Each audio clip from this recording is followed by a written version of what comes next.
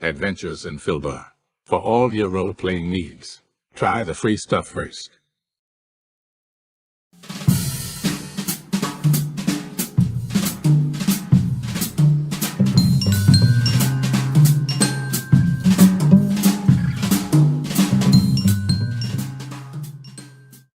Hello and welcome to our stream. Don't forget to follow us on the socials at imhobo Inc. or you can email us imhoboinc@gmail.com. If you're interested in playing on the stream, get a hold of us. You can also purchase interesting RPG items at our store and the link is below. We have everything from shirts to skateboards in our shop. Go, take a look. And if you need new math rocks, catch a Pirate Dog Dice on Twitter for some personalized items. If your game stinks, unlike ours, try some adventure scents by elfishgames.com. They have over 60 different scents and most are pleasant. This aid is perfect for in-person games, especially conventions. Elfish Games also makes how to RPG with your cat, how to cook with your dice, the Shine system if you want to be a gooder writer than me, or try the Radiance project if you just want to play with yourself. Allfishgames.com is your stop for game aids.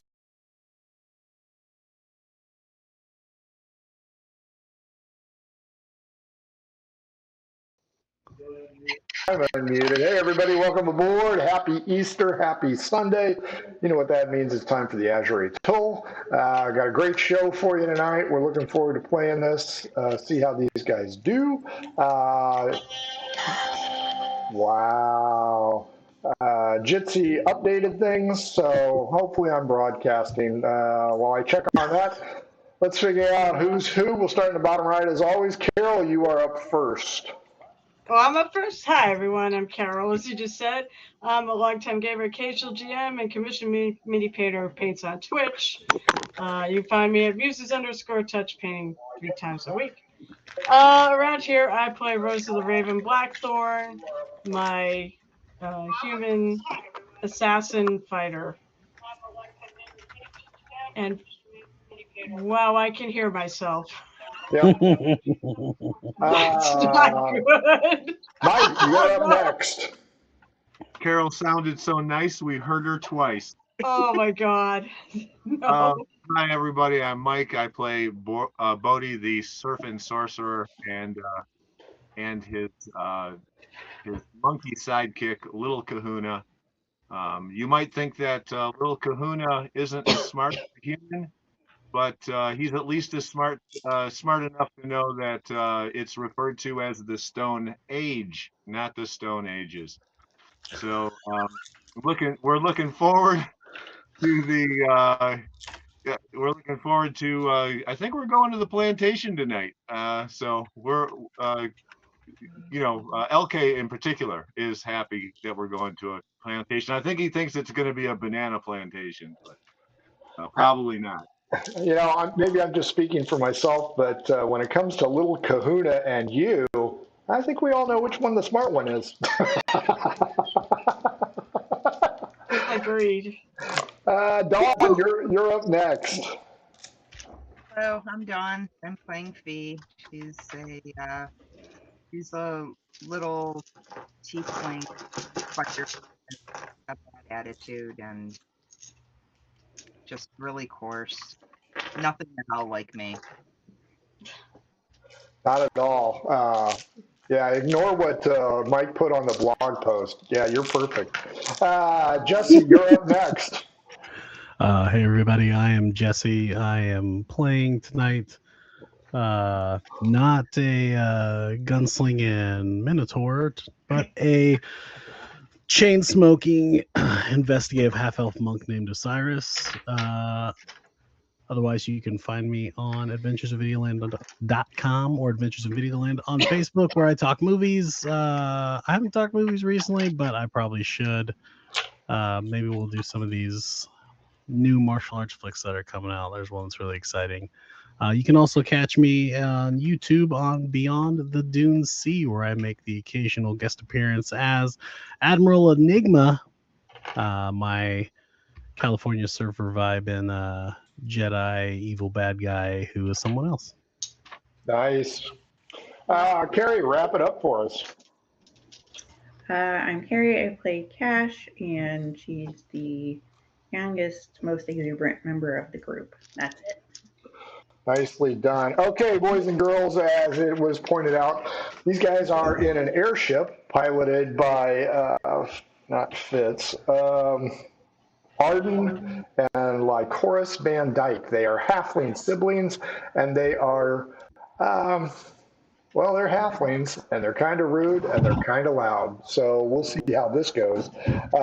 You guys took off from Ocasio, headed for Fitz McSwain's candy plantation in the south, said to be close to Twitch Claymore's plantation. All along that river are multiple plantations, which feed a great deal of the island. After that, you are going to head down to the southern tip of Balaena, and that is where more or less a war, or in the case of the current administration, not a war, is going on. So you guys are going to make excellent time. Fitz McSwain has already left, and as you guys tower high into the sky, this is a brand new experience for all of you. None of you, I believe, have flown except for Rosa, who fell off the Shipwright Guild's top floor and hit her face or something like that. Oh, no, that wasn't. Wait. That was a one-shot, but was that Rosa? That was Rosa, wasn't it? That was Rosa. Oh my God, that was. It was a one-shot. That has nothing to do with this character. Otherwise, I'd have a ship. Yeah. Bodhi, you're going to have to keep an eye on LK because he also is sharing a sense of wonderment as you guys tower over the jungle canopy. We're going to start it off with, let's see what happens when you actually clear Ocasio. Who wants the D12 against me? You know what? Who wants the D6 against me? Let's go with that. Someone do it? Yeah, I can. 4. 4 it is. It is a match. As you guys take off, you notice that it begins to cloud up, and since you are so much higher than ground level, you can see for vast swathes of land. You can see the mountains where your quasi-mountain and salt empire is budding. But farther to the west, you see a particularly nasty storm coming in, moving hard, moving fast. A chill hits everybody as the front winds, or the headwinds, hit you, and Arden says, uh-oh. And you notice quite a bit of turbulence. So we will start off with a Constitution. We'll make it easy. DC 13. Otherwise, you're harfing in the bags. You want me to roll for you? Are they all like the little bags that really wouldn't fill up like half a bar? I'm just going to harp off the side. Bags. Question, does it have to be in a bag? Nope. It does not. It can be on cohort or over the side. I'm just going to do it over the side. Okay. I don't make 13. D6. Different kind of movement than on the ship. 13. Oh, you need to change it. You got 13. So who failed? Who saved? Failed and Rosa? Rosa, roll your, Mike, you got a 13, so you pass. Oh, okay, got it. Rosa and Fie, D6. Let's see who you're accidentally harping on. Or you know I'm what? harping off the deck. I'm harping off the side. D8. You're up in the air with wind. You'd like to harp over the side. I was gonna say I was gonna go to the well, I don't know. Is it a headwind or is it pushing us, or so it's coming in? So 6 is LK, 7 is Arden, 8 is like chorus, 3, 1, 2, 3. You throw up on yourself, VA. Gee, actually, I You, don't know. you I exhale think it that's out, an 8. and the wind hits you. Rosa spits all over like chorus. Nice. Okay. Rosa, like a chorus. That'll come out with some seltzer water. Oh, excuse me. Really, I'm waiting for the thing to say whether or not I fall off again. So You guys all notice that Arden seems to be having a great deal of trouble, and he puts it to the group, hey, I'm having a little bit of trouble. Should I try and go higher, or should I try and land? Oh, you want to go over the air current is what you're thinking? Maybe. And he kind of flicks a little bit of Rosa Harf off his shoulder as it hits Well, my chorus. What do you mean? Yeah. Try again. I don't know. This is not. What does he mean by try? Have you not done this before? Well, he doesn't fly through storms regularly. What I'm thinking is if it goes wrong, we're going to get stuck in it, or we could come crashing down. So we can come crashing down early by choice, or we can come crashing down by the luck of whatever gods channel the air in this area. On a bright spot, both Lycoris and Arden are not their usual talkative selves. They seem genuinely concerned with the predicament.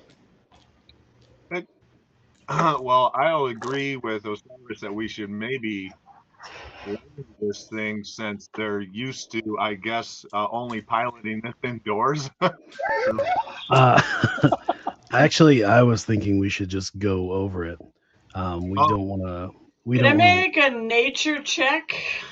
Yes, you may. To give some friggin' insight on this problem? I'll try, I mean. Yeah, I'll give you a DC 14 on nature. Well, I made an 18, so I made it. Yeah, that storm front coming seems to be quite towering. All right, landing is probably the better idea. Look at the height of that cloud. Hopefully, there's not going to be a tornado. How high can this? I'll look at Lycoris and I'll genuinely ask, can you get this over it? Lycoris is a female. She's wiping Rose's puke off her. Sorry, Harden. I'll ask him again. Can you get it? Can you get us over it? Sure. It won't take an insight to realize he's not sure. That he is over. I'm telling you, go down. One You're not vote. sure, go down. One vote for down, and I'll raise little Kahuna's hand too. So 3 votes to go down. Osiris up, Fie and Cash. I say up. I'm using my action purge to have another hellish rebuke. Sure.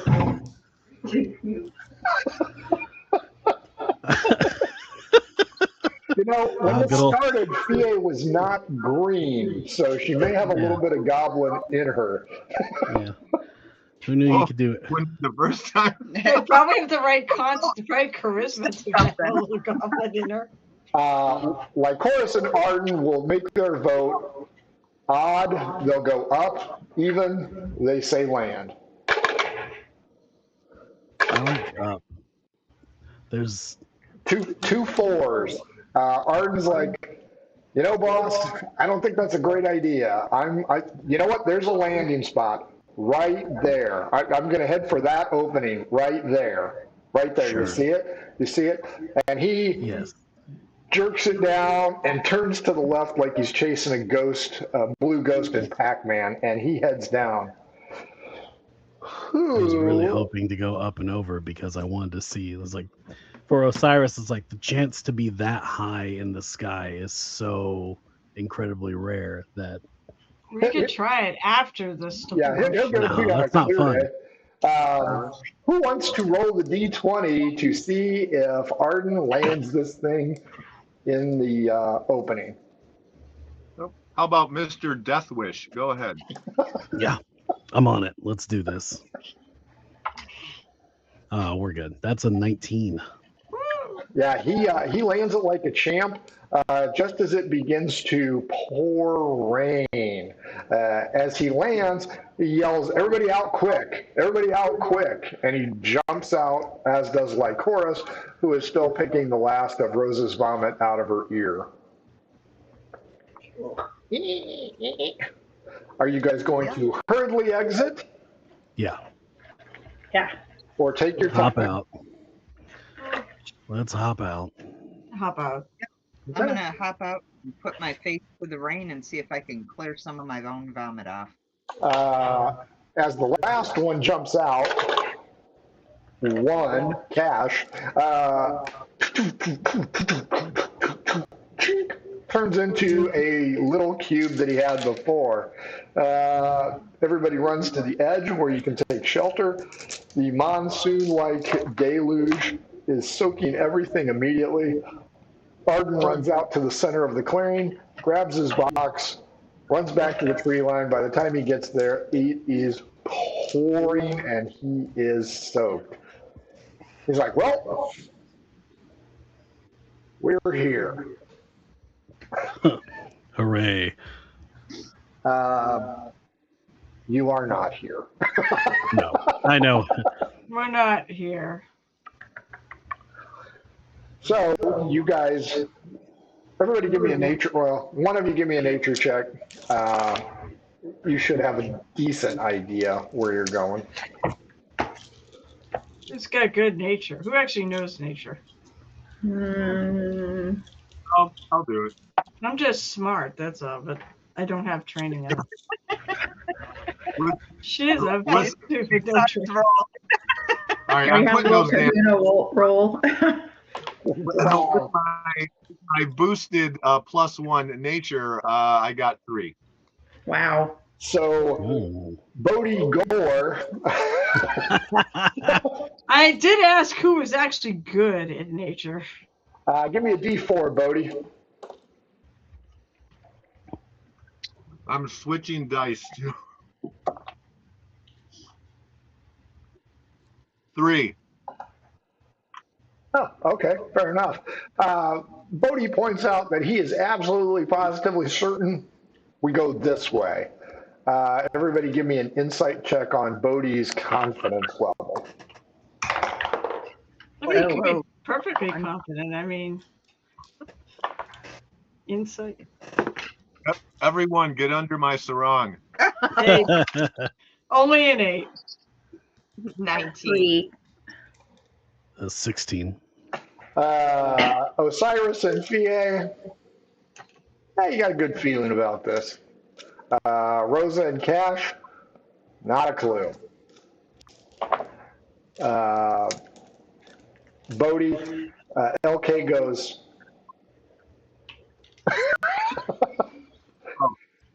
I'm double in then, yeah. Okay. I gotta teach him that trick. Oh yeah. As you guys follow Bodhi, give me an odd or even die. Even. Okay. You guys continue to move through the thick jungle. Rosa will be well aware of the dangers not being on a road can cause, particularly with the vine blight. So she will be on exceptional lookout, considering she was almost eaten by the giant vines before. What did they say about almost, right? That's right. Bodhi, roll me a D4, please.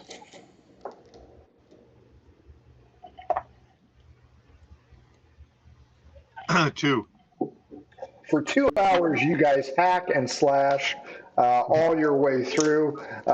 Fie, D12 against me. 8. 7. Does LK have a machete? There's 5. Tiny one. Little monkey guys. He's got a paring knife. It is not like Chorus's night as you guys hear a shriek and see her get dragged across the floor into some foliage. Rosa, you will notice immediately, great, vine blight. Everybody roll initiative. That's how we're going to do this. Nat 20, first of the night. Oh, goody. 13. 22, I didn't roll 20 though. 11. With my new dice, I also rolled a 22. Rosa and Osiris. 11. 15. I am going to beat the shit out of Lycoris.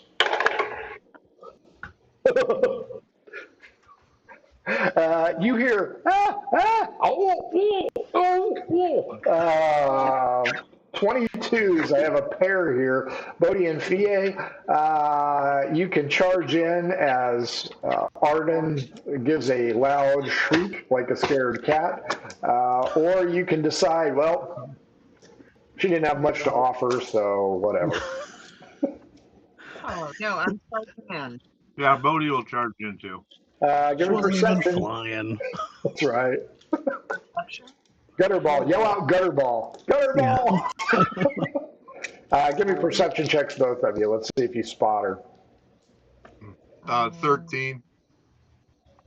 And 19 plus something, 4. 19 Yeah, plus the drag marks make it easy to find. The shouting, however, appears to be muffled as you charge. I assume you're charging into the undergrowth. Yeah. You see her wrapped up like an anaconda is going to eat her head off. There is vine blight right there. Meanwhile, Cash, D12 against me. 11. 12. 1, 2, 3, 4, 5. 2. Osiris, before you are able to react, a vine reaches out to you, and with an 18 on the roll, plus 4, 22, it grabs a hold of you, Rosa, Cash, LK, and Arden all see this. Arden, yet again, shrieks. Moving back to Bodhi and Fie, you see Lycoris being eaten by this thing. What do you want to do? I want to cut around Lycoris with my scimitar. Sure. Don't roll a 1. 17 plus and 12. Yep. The 12 does hit, by the way. Okay, the 12 does hit. All right. What's my damage? Hold on a second here. Yes. Oh, here it is.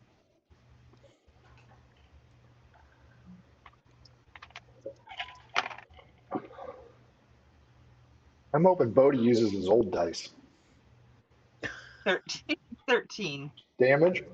Got it. Bodhi? Yeah. Okay, I'm going to use my precision firebolt to try to get the who am I closest to that's wrapped up with a vine? Lycoris. We went after Lycoris. Okay. Yeah, you So two I'm do good. not know that Osiris has been attacked yet. Yeah, so 24 to hit, Yep. and that'll be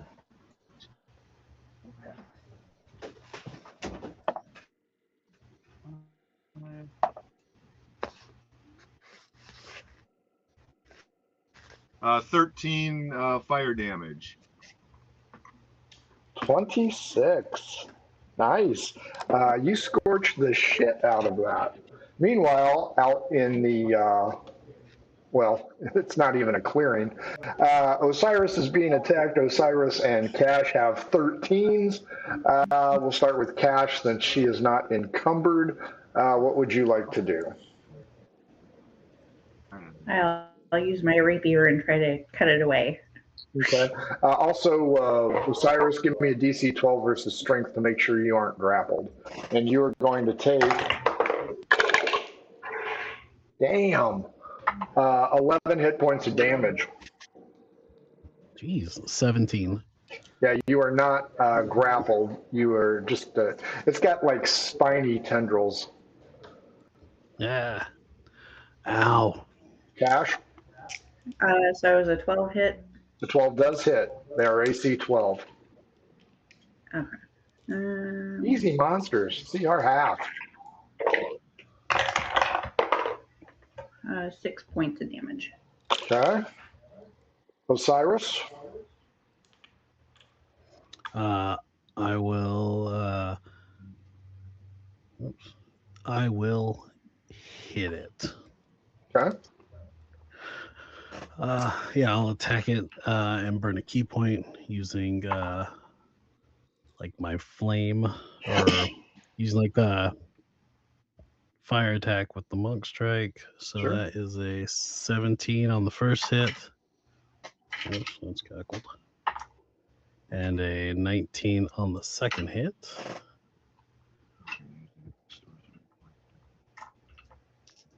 Throws a D12 against me, please. So it takes 17 points of fire damage. Yeah, you're gonna win. 1. Arden wraps himself around you, screaming like a child. Ah, ah, ah. Osiris's Vine Blight is still alive, and Bodhi and Fie are nowhere to be seen. What would you like to do as you have a halfling wrapped around you, screaming like a child? Is the one the one on Osiris, is that within reach? It is, but Arden is going to be kind of causing you a problem, so it'll be at -2. That's why it's within reach. So I don't have to actually go anywhere to hit it.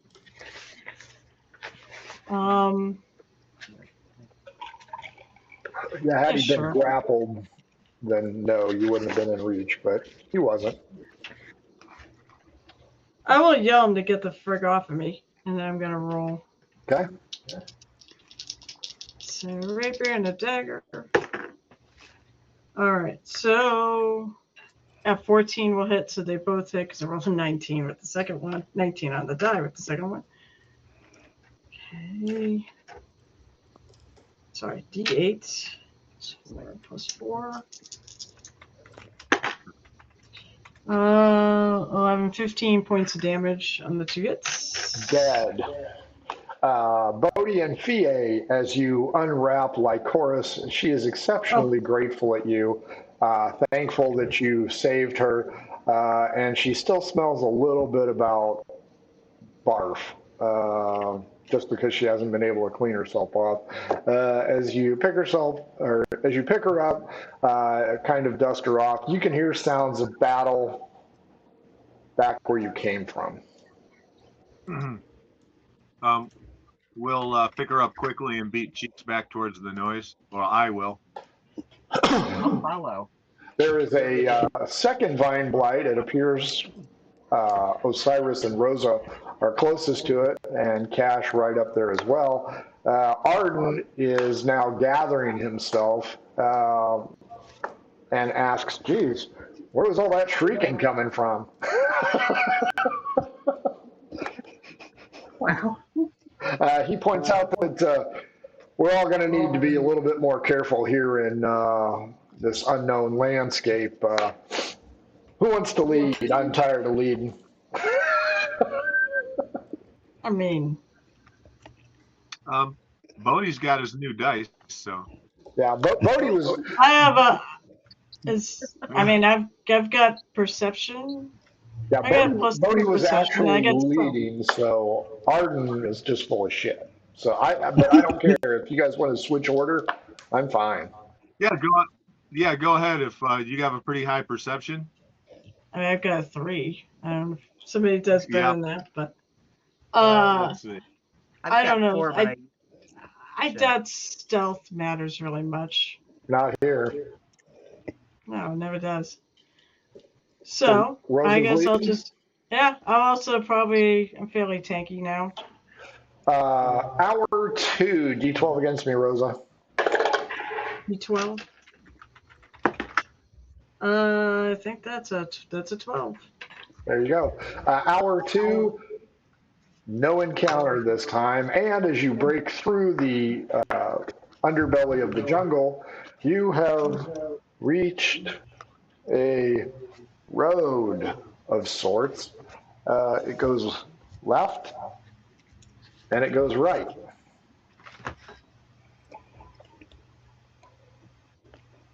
Do we have any idea where we're going? Nature check. Sure. Oh, that's that's a 16, 18. Okay. Let's see. The hypotenuse of the triangulation by the Euclid method. If you go to your right, you will go back towards the main road. If you go left, you will get to the river where the plantations are. So we want to go left. So I go left. Start heading left. As you go left, you guys come to a sign indicating the Barrymore plantation. You can stop here or you can keep going. By the way, the rain has now stopped. Thank goodness. I'm going to go up to the plantation to see if they can make sure they point us in the right direction towards Mr. Candy's plan, the Candyland plantation. Sure.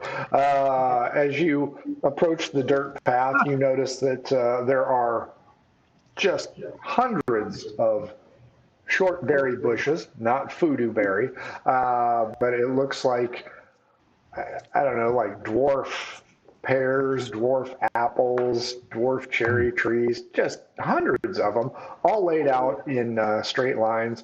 And you see Tabar individuals gathering them. They have big baskets in front of them and they're just gathering the fruit.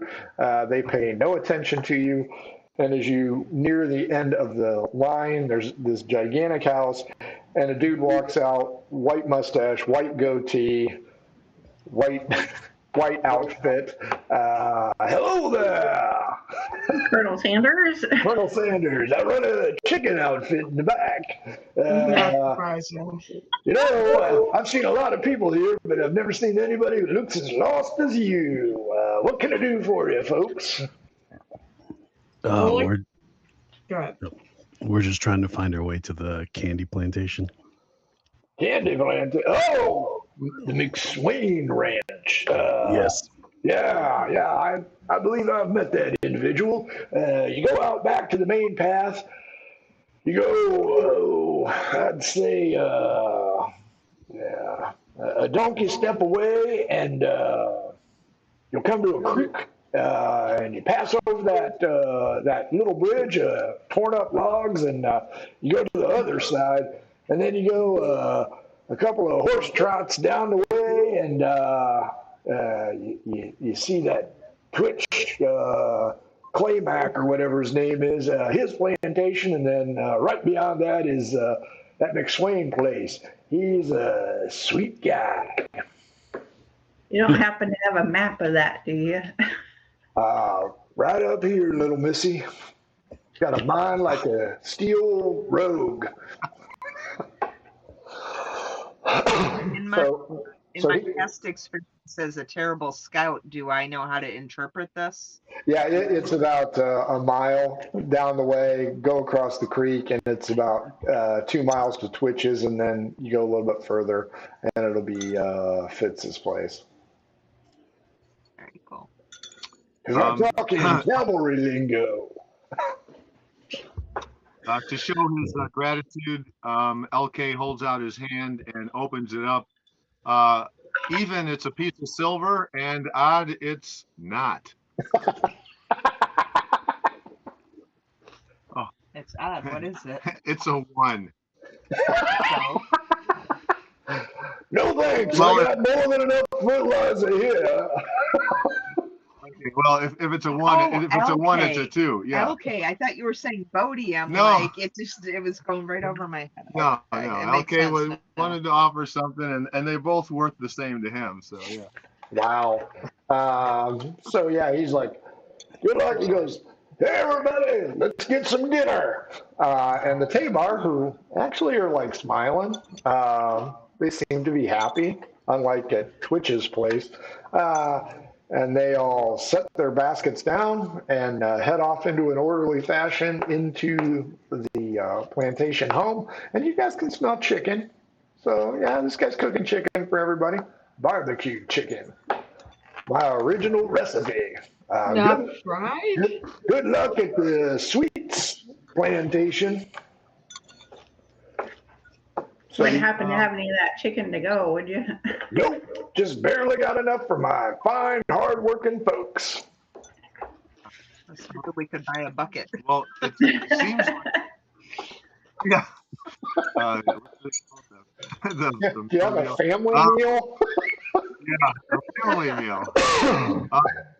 Since he seems to be getting along with the Tabar, I'm going to ask him what he knows about the other plantation and how it's run, and if he knows anything about it in general.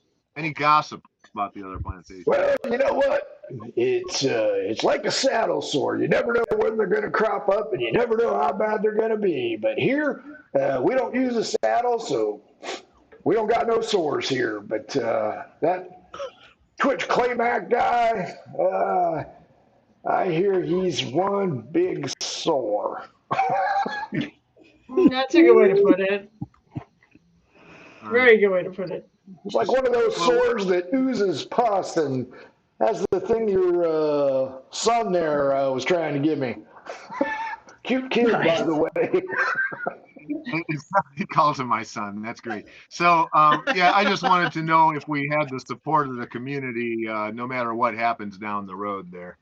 As long as you're good people, I'll be good people to you. That's my motto. I exchanged some cavalry camaraderie with him. And, a fellow equestrianite. I give him a wink. I served in the military with Theodore Roosevelt. We charged up a hill a long time ago on the mainland. If I had more time, I'd tell you, but I got to put my apron on. And he kind of lifts up from his pants, and it says, "Kiss the cook." And he goes, "I have to attend to my people. You have safe travels and Godspeed, fellow equestrianite." I tip an imaginary hat. Thank I you. could tip a real one. As you guys, I assume you're headed back. Yeah, Okay. we gotta scout out Twitch's place so we can burn it down. I mean, to see if anything bad is happening. Nice. The dragon. Yeah. Fie points out to all of you, yeah, I know what he's talking about. A donkey jump is about a mile. So you guys walk down a mile, and sure as shit, there's a couple of logs spanning that big river that you guys have crossed before. You guys can walk across. Everybody roll a d20. Nothing bad happens unless it's a 1. And I'm digging the sunlight here. This is like a 1970s cartoon. Not a 1. You did roll a 1 or not 1? No, I said not a 1. Okay. That's 6. Pass. Gotcha. So very close. It was a 2. I'm good. You guys cross over the span, and you go about 2 more miles. It's a little muggy because it's the jungle, and you'll notice some muddy footprints ahead of you. So somebody, maybe Fitz, is already ahead of you. As you get closer to the 2-mile mark, everybody perception check.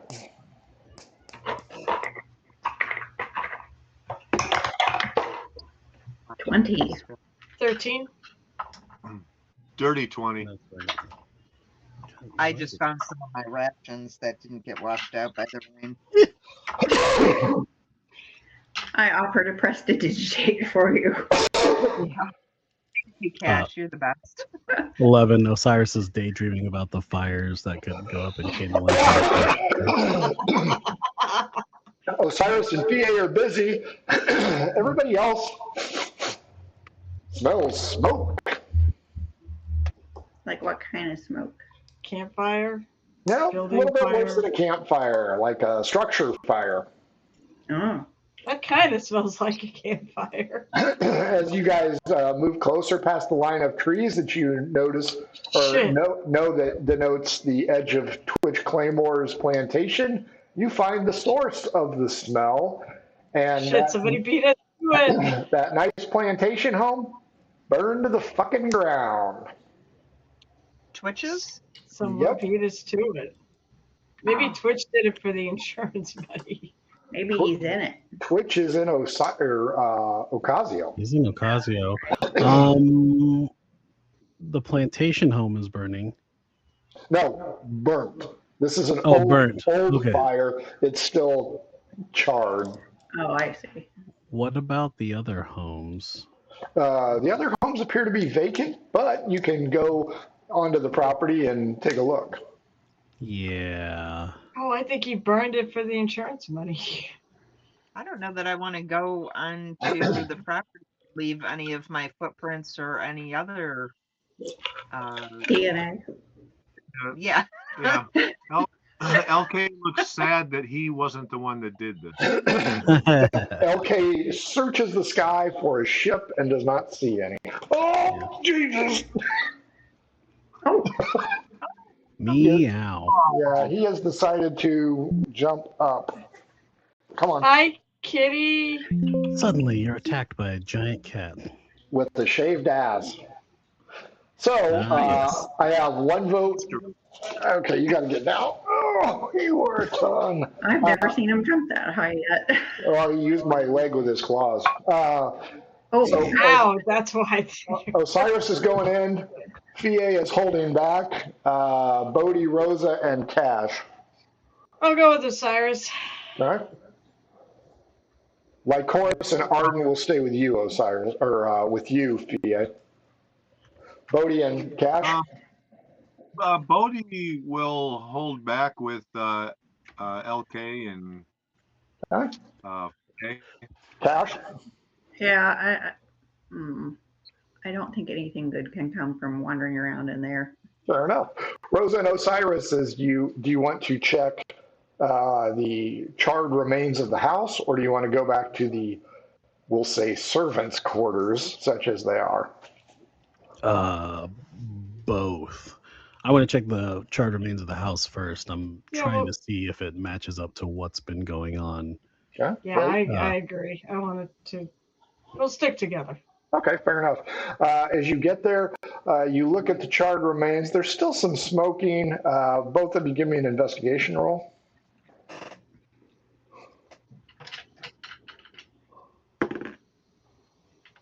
Not bad. 15. 21. Osiris, you can tell that the fire is maybe 3 days old. It is definitely not fresh, but nobody attempted to put it out. So with the recent passing rainstorm, it has finally started to just do the basic smolder. Rosa, you see a pair of bodies in the rubble over to one side. Hey, Osiris. Somebody was in here when this happened. Two somebodies. Crispy. Osiris Crispy. will, are they all like curled up in the boxer pose? They are in the Pompeii. Yeah. Yes. No, they are flat out, appear to be face down. Was there an avalanche? Oh. I assume there's not much left but bones, right? Oh no. There's Do some I- flesh. Is there anything like that they were what is it? So the bodies didn't shrink. Is there anything like holding them down, No. or like pulling them apart? No. Well, there is some blistering from the burn. Do they look familiar? Oh, you get no idea who they are, but you Okay. notice that they have holes in their backs. So they were probably murdered first. That is a fair assessment. Okay. Do they have anything, like, are they wearing anything that would identify them? Like a necklace or any clothes to buy or anything? They appear to be wearing clothes, and since you have been here before, that would indicate that they were most likely human and not Tabar. Okay. Dental records. Okay. So No remember, necklaces or anything like that. Nope. Remember, there was a foreman here. But the bodies are burned beyond recognition, and unless some lady in a white tank top comes out of the tree line to CSI that shit, you're not going to know who it is. Yeah. How tall? Probably 6 foot. Pretty tall. So definitely human. Just saying Cash walks in a tank top. That's right. Who are you?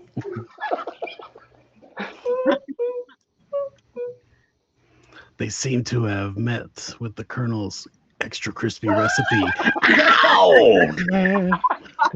Sorry, I had been working so hard in my brain for that. I couldn't come up with one. So I called them. I said crispy critters. I mean, we have some pair of crispy critters here. Looks like somebody burned this mother down. Killed these two and burned it. Maybe it was. Maybe Twitch did for the insurance. So Arden Van Dyke, curious, where is he?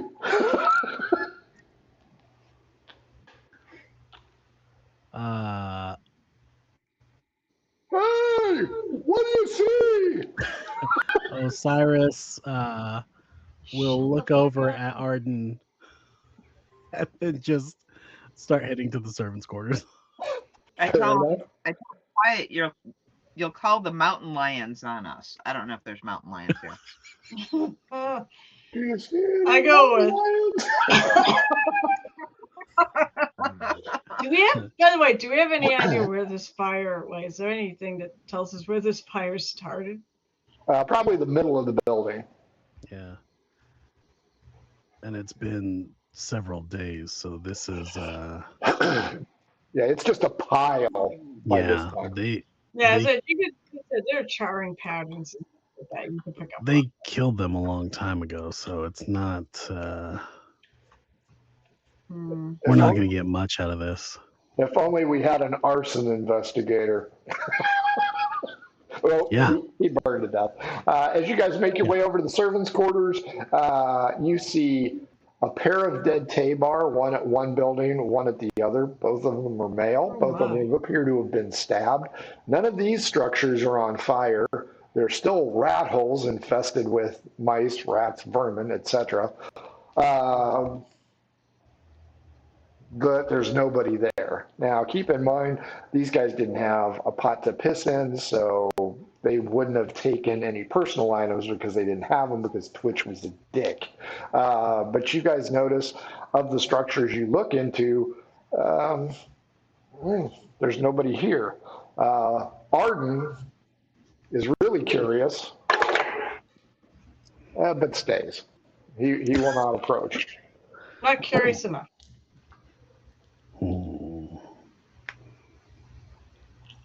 Okay, I'm gonna head back and just tell everybody what we saw. Dead bodies. It's been a couple days, so these people are not. I don't know who they may be. Might be the foreman. Could be someone else. Maybe his wife. There are also 2 dead Tabar, so I'm guessing whoever's going to come out here and check, they probably have murder. Well, yeah, they probably are going to try and pin it on the 2 dead Tabar that were killed.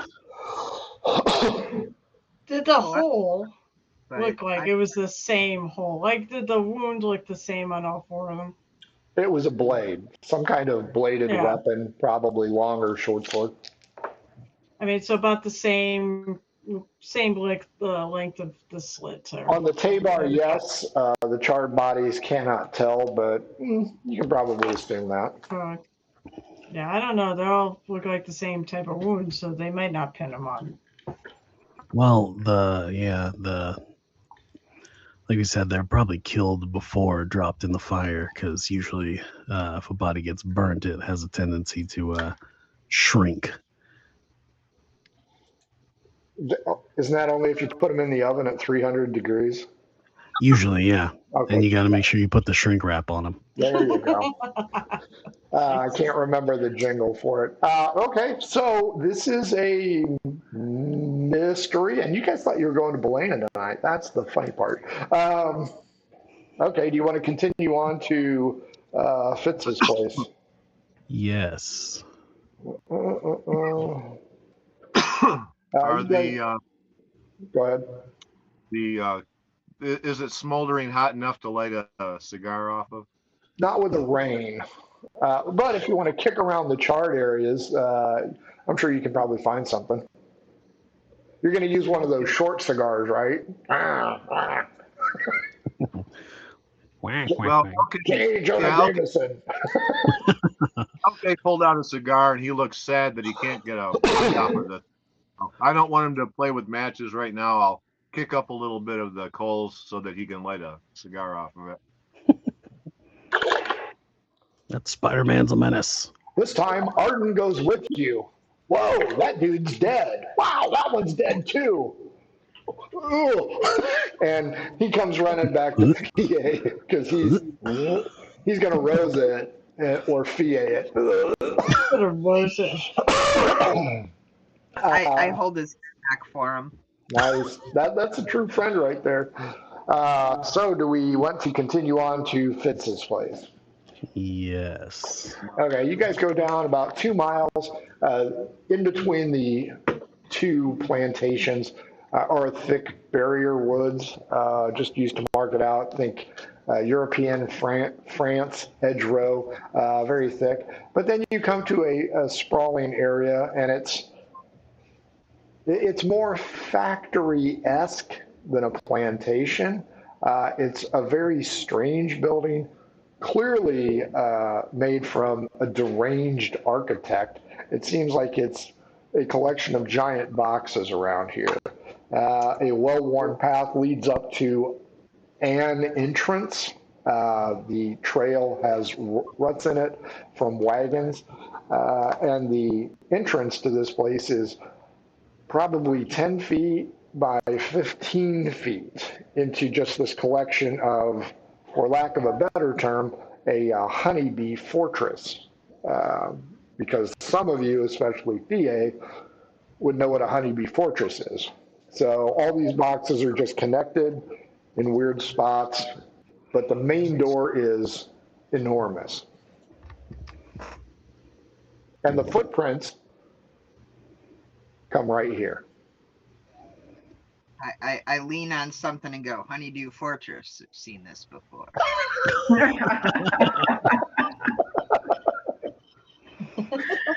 Arden says, yeah, me too. You think there are any bees around?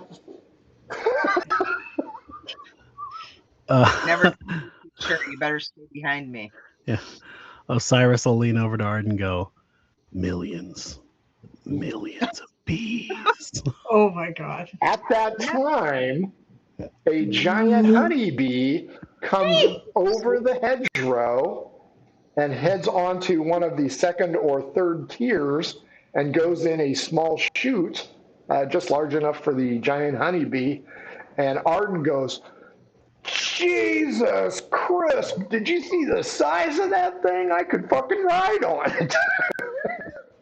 So, Osiris is correct. There are probably millions of these things because it's a candy plantation. Mm-hmm. I look at Arden, 5 silver says you can't. I'm going to egg him on. Osiris goes in on the bet. I'm gonna go 10 he can. Ooh. Like chorus, don't be stupid. Odd, he'll take that bet. Oh my Even, God. I've got saddle sore, so I can't do it. What's in the bag? A shark or something? 5 silver, you say? Oh no. This is gonna go bad. You're on 5 silver. Arden rides Oh a honeybee. my God. This I've is been gonna trying be to get bad. what the hell am I doing?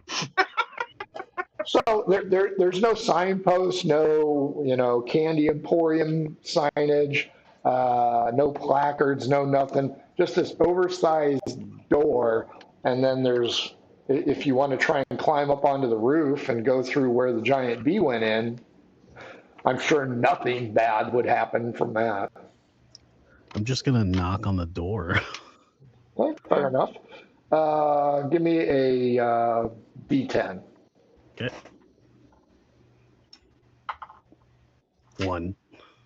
1 minute. The door, instead of opening in, it goes up, but it's like one of those 1950s garage doors where it's just solid. So it tips and then just moves back this way. And you noticed purple gnomes dressed in yellow jumpers. Huh. And he says something to you, but none of you have any idea what it is. The individual thinks for a moment.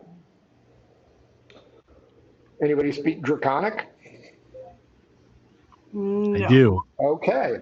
He says in Draconic, "May I help you?"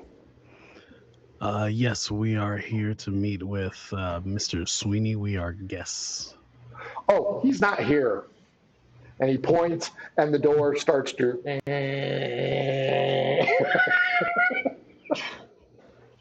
Reasonable. Osiris says he's over that way and turns to go that way. Yeah? Yep. Are you guys going to go in? I will knock on the door. I'm not gonna just burst into the man's home.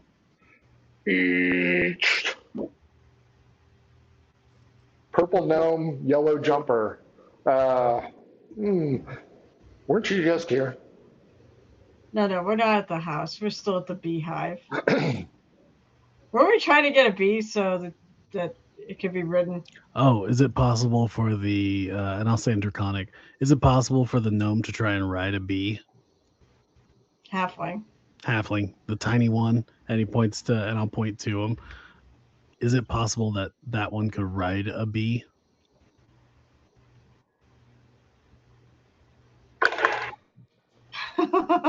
He's rolling. I don't know. Is he stupid?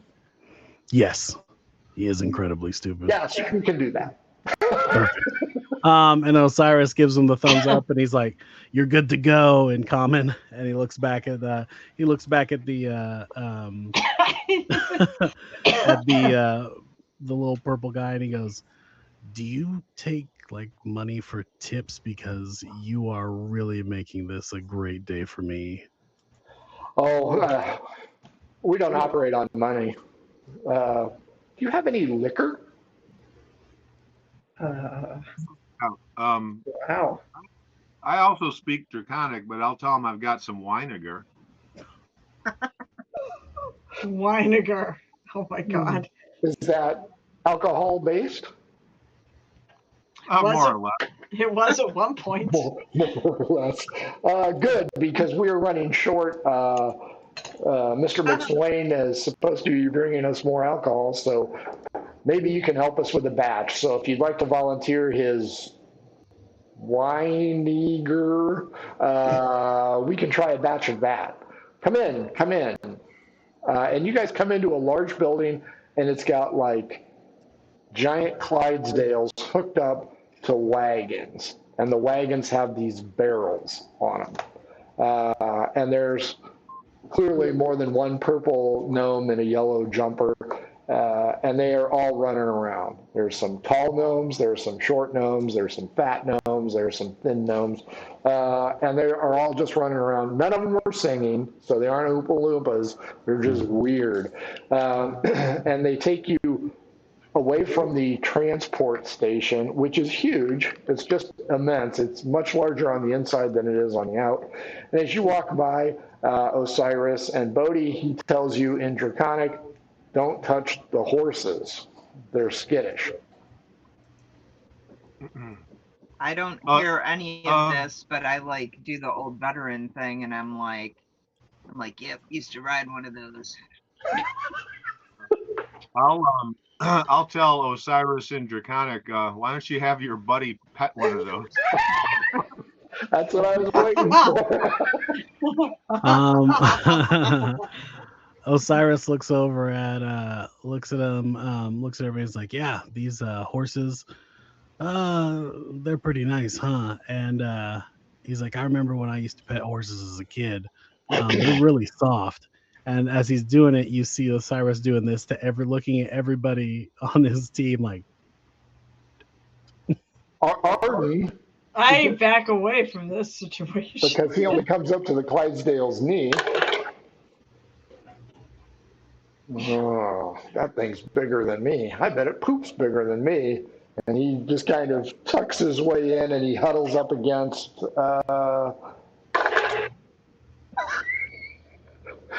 He grabs Rosa around the waist again. He's just latched onto you. All right. I'm not gonna let the big horsies hurt you. As you guys walk through the transportation depot, for lack of a better term, you go through a normal human-sized door, and you go into an area. It looks like a storage area. There's barrels, there's crates, there's boxes, there's things of that nature. There is a very sweet smell coming from all of this because, of course, it is a candy plantation. As you guys go through the opposite wall through another normal-sized door, you enter an arched tunnel made of wire mesh. All around, it's like being in an aquarium. This is where the honeybees fly in. There are just honeycombs and giant honeybees everywhere. And it extends for about 2 football fields. It's like an Amazon delivery center. And he's walking, and Arden, his jaw is just, ask him which one I can ride. Osiris looks at the at our new purple friend and is like, he's asking which is the best one to ride. The best one? And Osiris is like, the best one, and is like heavily implying not the best one.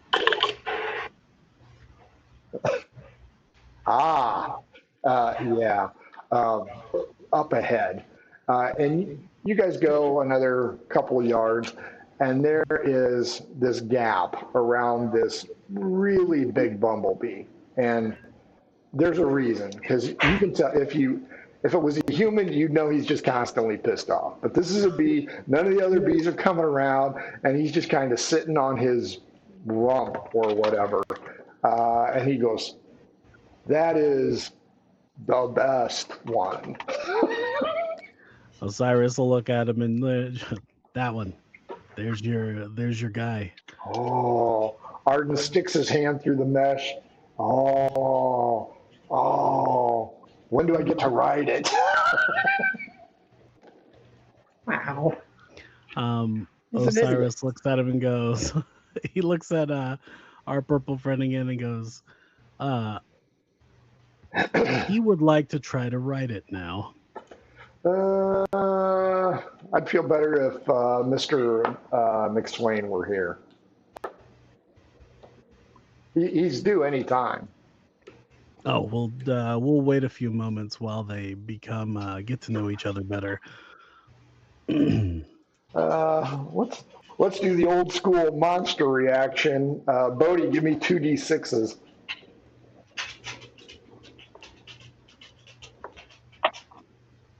Yeah, 11. No, actually, the bee comes over to him and just kind of sniffs him, and he's like, "I think it likes me." Oh, it totally does. Yeah, yeah. Oh, it like, and he reaches out to try and pet it, and the thing just purrs at him, just gives this low hum. And he's like, "Oh yeah, I'm totally gonna ride the shit out of this thing." And he pulls his hand back, doesn't get stung or anything. Your new friend, who's called Debo, by the way, leads you down the long chute, through the mesh, through another human-sized door, and takes you into a hallway that goes 3 locations. He moves you over to the left, where there's another human-sized door, and he goes, "I'm going to ask you to have everybody wait in here. We will bring you some food since it is dinner time." And you guys go into, it's still a medieval chamber, but there's a big long table, some regular chairs. It's not a throne room by any stretch of the imagination. It almost looks like a commissary. After a few minutes, 2 more purple idiots and jumpers come in, and they have heaping amounts of candy. Ooh, do they have honey? Oh yeah, everything here is honey based. Hmm. This is where Bit O Honey originated. True story. Sure. So they give you nothing of substance. Okay, it is all fucking candy. Arden and Lycoris are truly amused at this and begin to require insulin shots because they're just. Diabetes. Somebody give me a D6, please. I'm Wilford Brimley, and I've got diabetes. Diabetes. Somebody D6. I roll.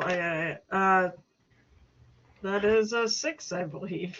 1 hour later, you hear a disturbance outside, and the door bursts open, and it is none other than Fitz McSwain. He goes, "Well, you beat me. That must be a very fast flying machine. We got caught in a monsoon out on the trail." He goes, "Why are they just giving you the candy? Why didn't they bring you any food?"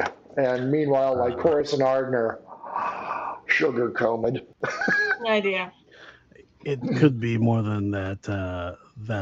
Is that their main form of sustenance? Is the sugar?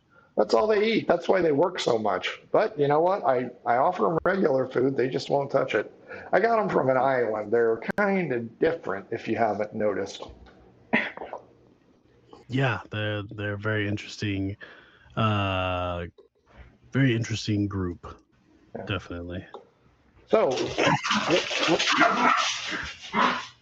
let's get you guys some real food. So he takes you down a hall and into what can be construed as a great room, very fantasy medieval base.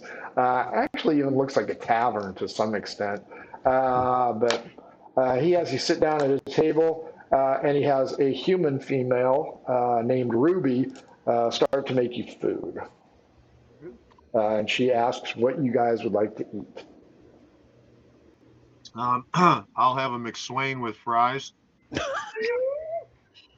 I like biscuits. What do Lots you of have? biscuits to go with my honey. What do you have? What do you actually have to eat? Well, we've got a lot of mutton. We've got some lamb. We've got some honeybee, but that's not really for the, So you're saying you have lamb and that's all? That's Lamb- appropriate. lamb, considering mutton, it's- and honeybee. Do you have like lamb shanks or what? Sure. I can make you up some lamb shanks. Yeah, take it. Grill them up. Those are really good, actually. Anybody else have any requests? Biscuits. All right. Yeah. I'll have a biscuit Yep. with my lamb. That sounds good too. What was that, Bodie? Bodie will have some of the mutton, and he'll ask if there's any bananas or fruit for LK. All right, we got tons of fruit. Okay.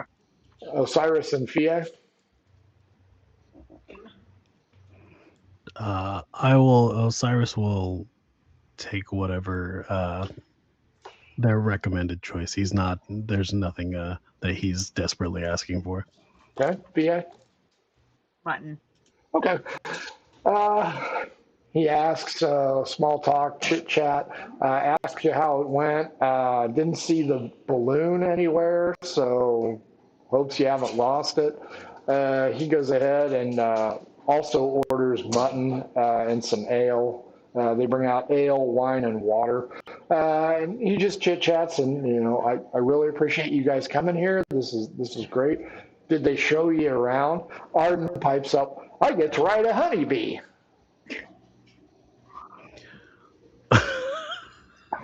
Okay. Uh-huh. Osiris looks at him and he goes, "Yes, we're motivated to see him try and ride a honeybee because he feels, due to his size and his incredible capabilities, that it would be that he could do it." Debo comes in, hands Fitz a stack of papers. Fitz garbles something. You guys don't recognize the language aside from this gnome being able to talk it. And he says something. Debo points at Arden, and he's like, blah, blah, blah, blah, blah, blah, blah. And Debo answers him with something, and Fitz exclaims, El Diablo? Nice.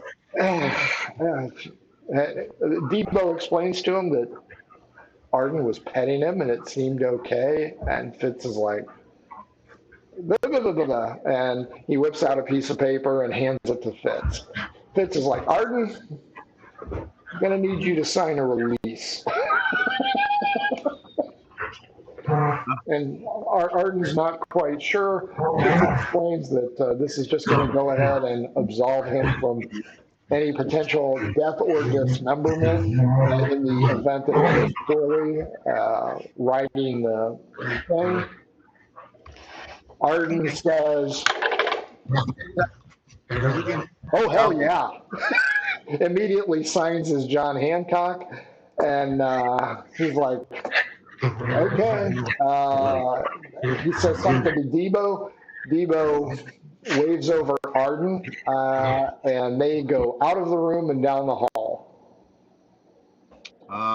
In Draconic to Osiris, a gold, he's mortally wounded. I think he's impressed that El Diablo wants to have anything to do with the gnome. I'll take your gold on that one. Okay. Fitz is like, that guy weird? Like Horace points out, that is my brother, and he is just fine. He goes, oh, I'm sorry for your loss. Okay. He's gonna go ahead and get ready and get in some protective gear. Let me go ahead and show you around, if you'd like. That'd be great. We'd Sure. love to see this place. Okay. So he takes you into the factory area. You pass through several storage areas. They've collected breadfruit, bananas, cherries, some kind of strange oat. There are also cargo boxes of stuff that is not on this island at all. And then he takes you into the factory area. It is almost completely automated. Drones, mono drones, duo drones, tri drones, clearly not from this plane. And anybody remember which plane they're from? Modrons? Modrons, yeah. Anyway, they're from there. And there are a few weird gnomes watching them. Each holds clipboards. Each is checking numbers of some sort. So the gnomes exist only on the sugary treats, or the after treats, you come to discover that the residue at the bottom of the boiling pits are what the gnomes really like, because it's almost all sugar based and it's burnt for some reason. The drones, of course, don't subsist on anything. So Fitz has himself a really successful thing here. And he points out to you guys, he goes, the only thing I'm missing is the ability to transport it to other islands. If I could find me a ship captain and somebody willing to take this, I can really go into business. So if you guys ever run across anybody who's got a ship and wants to do it, you let me know. Old Fitz will make one a handsome. How long are you willing to wait? Oh, I don't I know. have a ship I'm fixing. Back in Or having fixed. back in Ocasio. Yeah. We also have some reward. We also have some systems to work out for shipping in other islands as well. What kind of quantity are you talking about here? What kind of what? Quantity. How big is this? Oh, we can do several large crates every month. He goes, we're actually in the process of building a dock down by the river. All us plantation owners, and if you need a home port, we could probably get that. We don't want to commercialize it a lot, but we're looking for transportation hubs, and that river, which is right, you can kind of see it there. That's the wrong one. Right here is where he's building the transportation hub. I mean, I do know of a ship that's appropriately nicknamed the Good Ship Lollipop.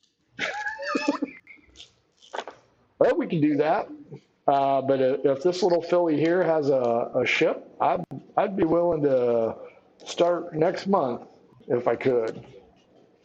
I don't know when my ship is ready. Did they give me a time frame? I think he said 6 weeks, as long as there were no problems. 6 weeks is what I was given. Can you wait a couple weeks? You know what? I like you people. You're good people. I will wait. Can't be. So how big's your ship? I describe it. Carol doesn't remember how big it is, but Rosa certainly has seen it, so she'll describe it. Yeah, and we could probably put in a good word with some of the other plantation owners. I know that Plantation Sanders back there, he does a lot of fruit. We intermingle and deal with stuff. I give him sweets every holiday to give to his folks. Yeah, we can do that, but we are going to have a problem. Well, I'm not sure if we're going to have a problem or not. Did you guys happen to notice old Dickhead's plantation got burned down? Yeah. Mm-hmm. Well, they I hear tell, no offense there, Osiris, that he's probably the leading candidate as a trade minister, and he's how shall I put this, being a dick about this. He is the worst. Yeah, so that's the other reason I like the cut of your jib, to use that sailor jargon. If you could see fit, perhaps, to accommodate us plantation owners, we might be mightily obliged to help your associate here, Captain Rosa, yeah. Captain Blackthorn, if you really want the proper. Yeah, we'll worry about that when the papers are signed.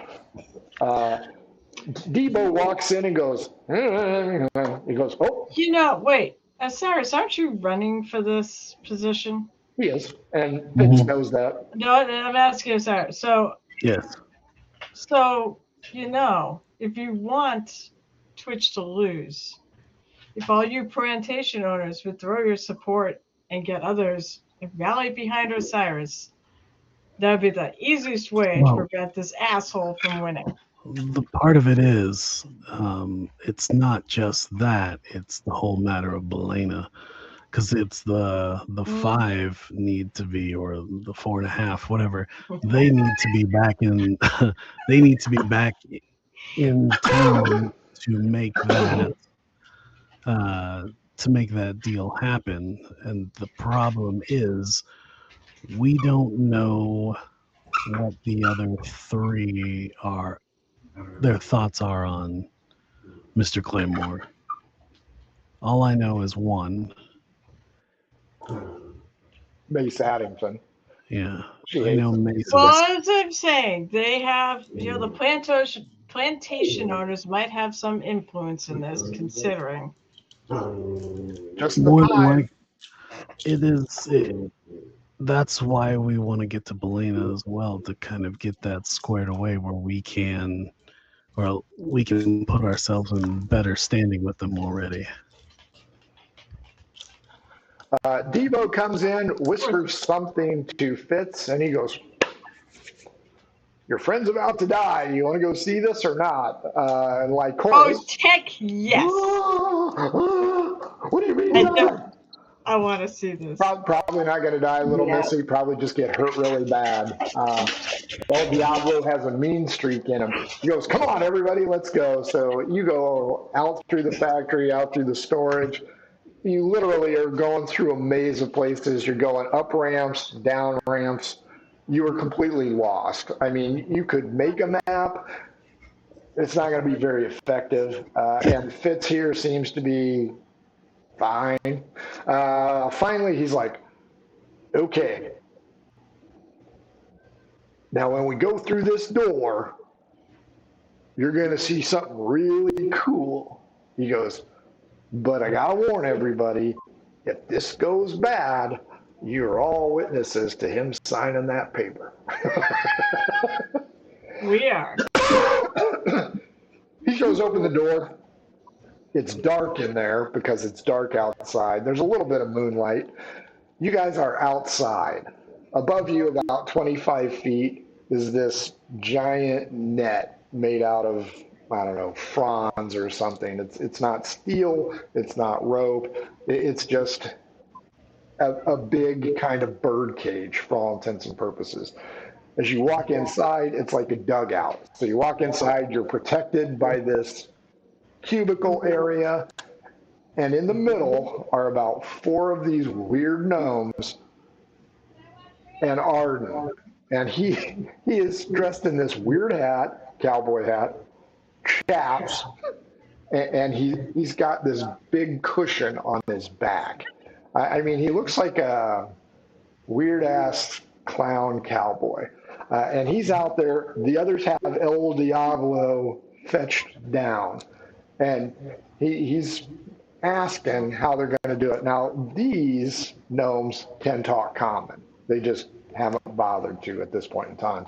So they are telling him what he can expect, what he can't. So the most he's going to go is 25 feet high.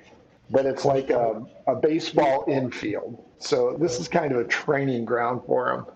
Fitz is explaining all of this to you. And he turns to Lycoris and he's like, "Does he get hurt easy?" Which causes more consternation for Lycoris. So as the other gnomes are holding El Diablo down, they tell Arden to mount up. So he gets up. So Just chap? What? Just chaps? D12 against me. 10. Oh, gosh. 12. And a vest. Wow. Like one. Chaps and a vest. And they are, of course, assless chaps, because that's what chaps are. So he gets on there. Lycoris is brutally offended. "Don't worry, sweetie. This is how we train these things. He'll be fine.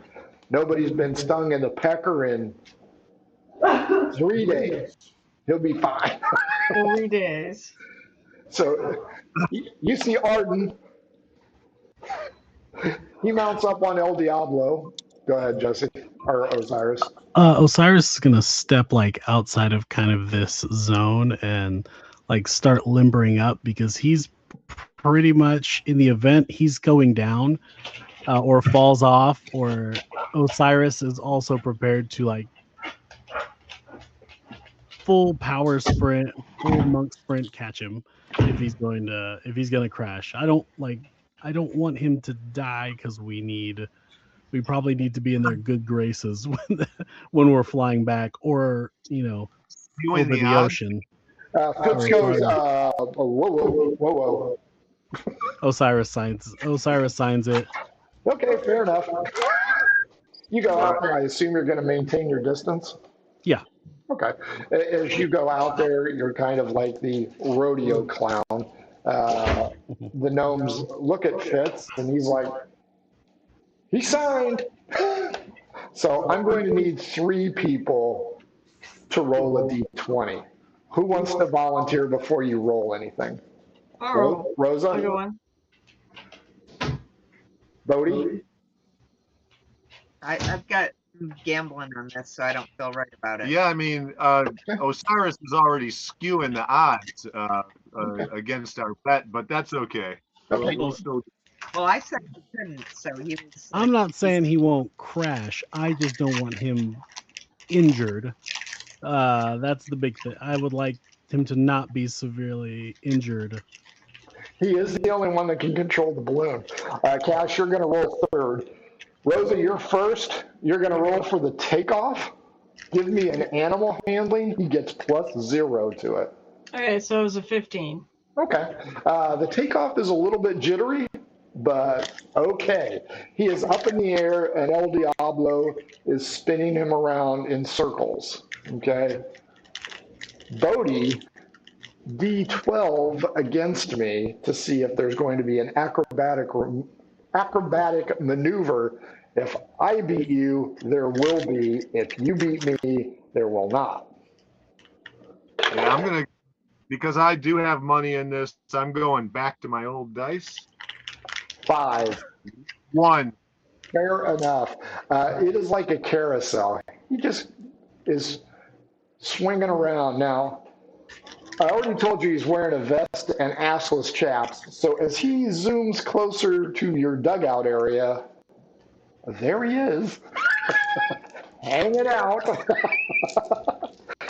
You'll notice that he has a little hairy chest and maybe even a treasure trail, and he seems to be having a fantastic time. Now, fortunately, El Diablo, to this point, seems to like the guy, which is causing some consternation to Fitz. He's about to offer him a job as a wrangler, but first he has to land. Cash, this is where you come in. Animal handling, +0. 20. Oh, Son of a bitch. nat 20. Nat Oh my 20. God. Wow. Yes. After a few minutes, Arden begins his descent, comes to a nice thing, even pets El Diablo. That is so great, and he's got his hands and he's shaking his hand, still wearing the vest and assless chaps. So everything on him is jiggling as he approaches you. He's going to run up and hug Osiris for making this happen. So the mostly naked halfling is now, I won't say humping your leg, Osiris, but It's a bit too close for comfort. you feel uncomfortable here. It's like not choosing the right urinal stall. Yeah. I the ladies, and I'm like, well, something for the spank bank.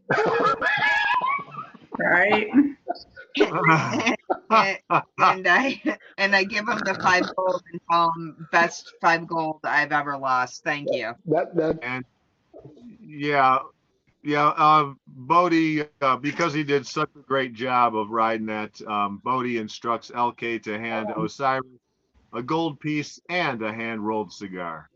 Nice. You got to admit, I didn't do any of those rolls. You guys got me on them. I would have liked to have seen him crash. That would have been hilarious.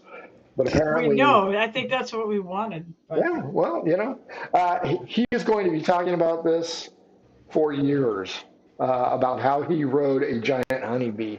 It is really kind of cool. I mean, The gnomes will take him away to go get him dressed. did it again, huh?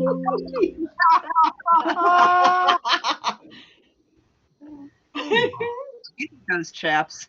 Yeah. You need some chaps too, Frank. Yeah, and he just knocked a key off. There it goes. wow.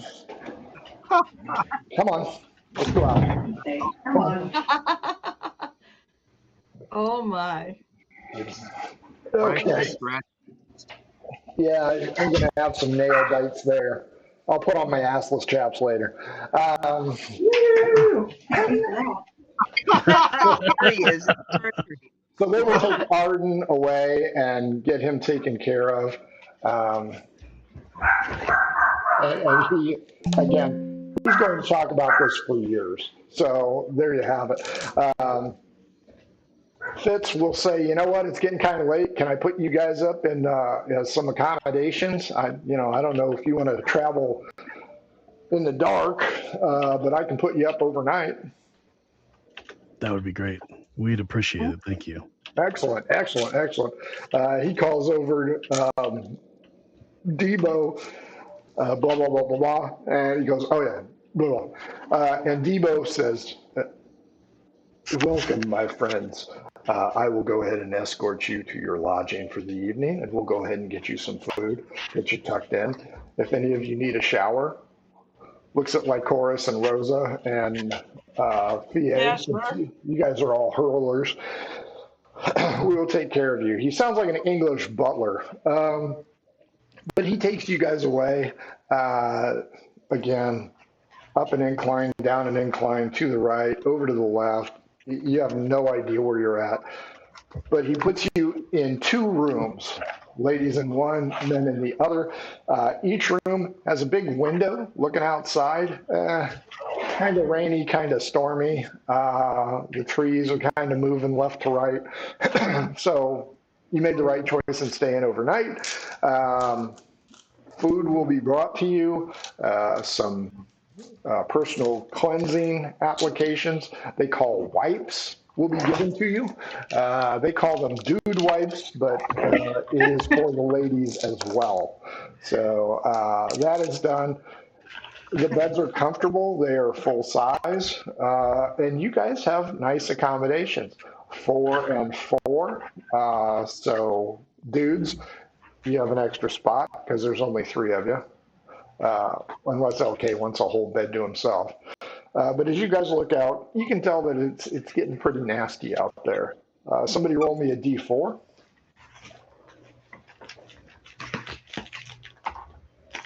One. 1 hour later, there is a knock at the door. Odd guys, even females. 6 ladies. There is a knock at the door. I'll go answer. It is Debo. Excuse me for the late evening bother. My master Fitz would like to speak with you, if possible. Everybody decent? Debo, wants to speak with us. I'll put my bathrobe on. So FS Fitz or FM Fitz. That's right. The expensive bathrobe. Debo goes next door and knocks on the gentleman's door. Gentlemen, there is a knock at the door. LK will answer it. Could you tell your parent that Mr. McSwain needs to talk to you? And then you will see the ladies also out in the hallway. LK will tip his fez, and then he'll turn around and jump up and down on my bed until I wake up. Fair enough. As you guys are all led, down an incline, up an incline, left, right, down, up again. You come to another great room. You aren't really sure how big this place is. It's almost like it's extra dimensional, but it was big from the outside. As you guys get there, two Tabor ladies, poorly attired outfits, are speaking with Fitz. And he's like, hang on, ladies. He comes over to you guys, talks in a hushed tone so they don't overhear. He goes, we have a problem. What kind of a problem? Well, apparently these two ladies used to work at Twitch Shithead's place. Yeah. And they apparently saw what happened. And I think I think you guys might be better equipped to handle this situation. Do any of you speak Tabor? Oh, good. The horse lady. Great. Could you guys talk to them? I'm going to put them up for the night in their own room because they've had a bad time. But apparently they've been on the run for a couple days ever since the fire. But would you guys mind talking to them for me? No, Yeah. Okay. not at all. I think we need to. How do you want to handle it, Fia? I am going to approach them and tell them in Tabor that they're going to be safe. We're going to make sure and have them answer questions, and then I'll translate for the group because I'm no investigator. Cool. They are impressed that you speak their language, and that helps them get at ease. They tell you that they are Sandoz Sect and Morium Metz. They are both Tabor. They were both former employees at Twitch's plantation, and they were present at the time of the fire. Okay. I'll tell Fia, just have him tell you what happened.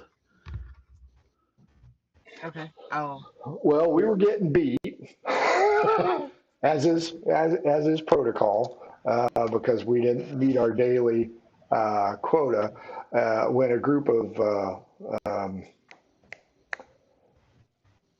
those folks, and points at Rosa, Cash, and Bodie, humans, approached, and they dealt with the foreman,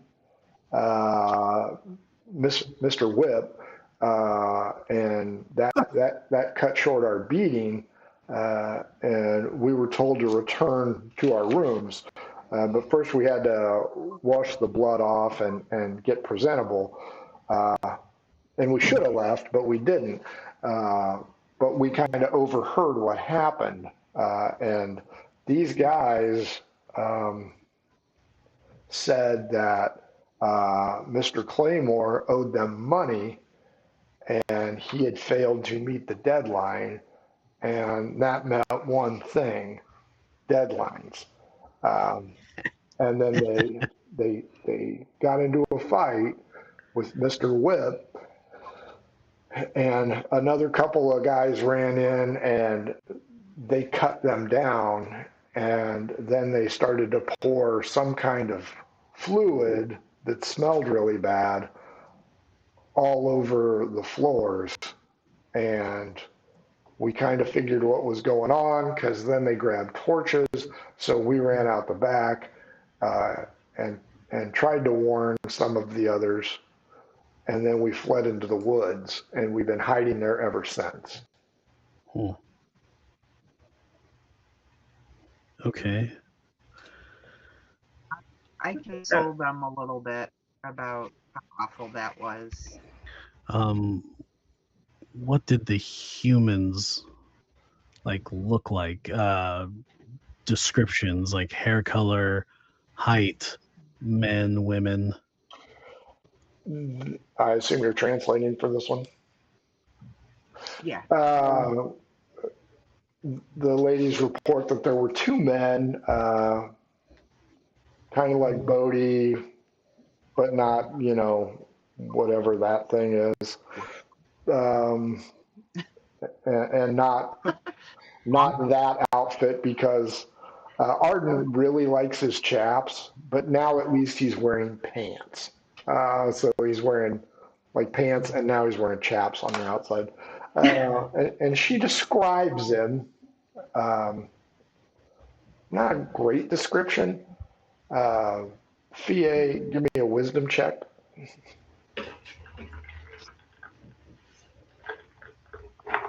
Got it. You jinxed me.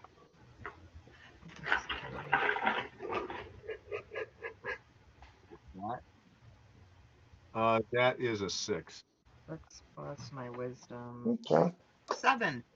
Yeah, you repeat what they said, gruff demeanor, angry, kind of butchy. Cash, roll me wisdom at -2. 16. That sounds a lot like Swan. I lean over to Osiris, and that's what I tell him. Osiris, you don't know who the fuck Swan is. Osiris really look over and go, "Who the fuck's Swan?" Fia, wisdom at advantage now.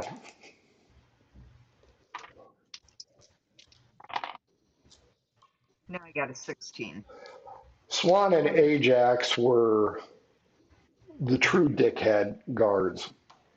And now that you think about it, now that she said it, you go ahead and ask them, and they're like, "Yeah, that's him." One of Twitch's, or Well, they don't know him as Twitch's men. no, I mean is Oh. Swan Oh, I'm sorry, is Swan what? was Swan one of Twitch's men? That's Yeah. what I meant. He was a guard of Swan. When you were talking to the two guys looking to hook up, Swan and Ajax were the other two who were like, "Get lost, we're busy." Just confirming, yeah. I have Ajax too. I think I met him in a bar. They were at the bar and harassing me, weren't they? No, you met the other two. Oh, okay. I would like to describe Swan's buddy Ajax and ask if that was the other one.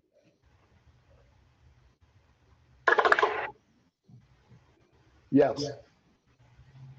Okay, so I will say that in common to the group that it was. It sounds like Swan Ajax. Osiris starts laughing, like not really like but like kind of one of those maniacal, "I just figured something out" laughs. And Cash goes, "You want to feather it in for the rest of us?" Now, Fitz has no idea who any of these people are. I tell the Tabar he's not laughing at what you've been through. Thank you. We were about to cast curses upon him and his offspring.